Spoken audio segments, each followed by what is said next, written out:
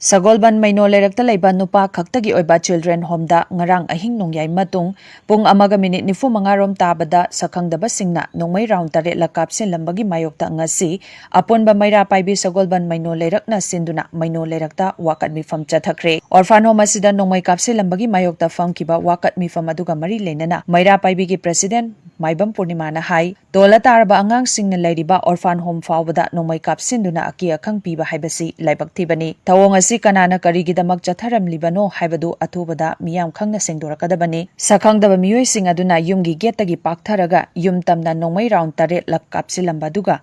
yumgi sumangda khamduna thamba gari yauna potlam kaya ama amanga ta thokle karigumba thawdo asina maram oiraga angang singda asokapan nanglamba tarabadi madugi daita kanana pugadawribano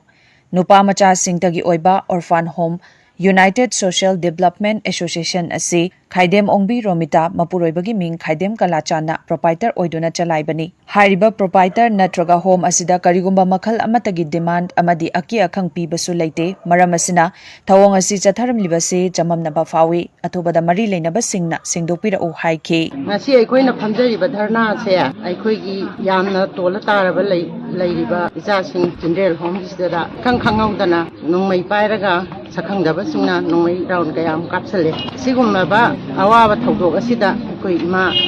ben singna pendaba phongdokjari sigumba asi mirakta tawbidanaba amuka hanna haijari maram aduna athuba matamda tawbirammi ba icha singna athuba matamda